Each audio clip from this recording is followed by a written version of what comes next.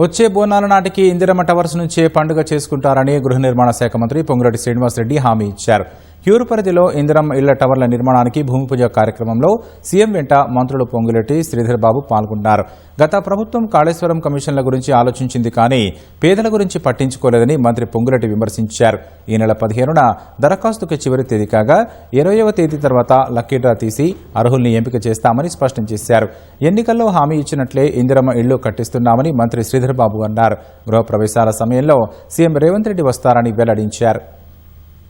పేదవాడి చిరకాల కోరిక ఒక చిన్న ఇల్లు కట్టుకోవాలనే కోరికలాగానే రాష్ట్ర విభజన జరిగిన 10 సంవత్సరాలలో ఆనాటి ప్రభుత్వ పెద్దల నిర్లక్ష్య కారణంగా పేదవాడికి ఇల్లు ఇస్తే నాకేమి కమిషన్ వస్తుంది, కాళేశ్వరం కడితే 1,00,000 కోట్లు కమిషన్ వస్తుందని కాళేశ్వరం కట్టడానికి తాపత్రయపడ్డారే తప్ప పేదవాడి ఆత్మ గౌరవాన్ని కాపాడదామని ఆనాటి పెద్దలే ఆలోచన లేని కారణంగా ఈ ప్రజా ప్రభుత్వం ఇళ్లివ్వాలనే దృఢ సంకల్పంతో ఈ కార్యక్రమాన్ని రాష్ట్ర వ్యాప్తంగా మొదట విడత గ్రామీణ ప్రాంతాల్లో చేపట్టాం. బోనాల రోజు అనౌన్స్ చేశాం.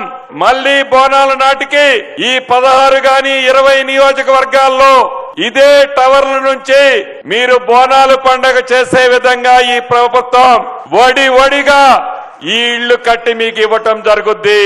మన ప్రత్యేక రాష్ట్రం ఏర్పడ్డ తర్వాత మొట్టమొదటిసారి ఎల్ఐజీ ఇళ్లని రాబోయే కాలంలో ఎంఐజీకి సంబంధించిన మధ్యతరగతి కుటుంబాలకు సంబంధించి ఏ ప్రాంతంలో ఉంటున్న వారికి ఆ ప్రాంతంలో ఇల్లు కల్పించాలని ఆలోచన చేస్తా ఉన్న తరుణంలో ప్రభుత్వానికి సంబంధించిన స్థలాలను సేకరించి ఈ రోజు గృహ నిర్మాణాలు చేపడతా ఉంది.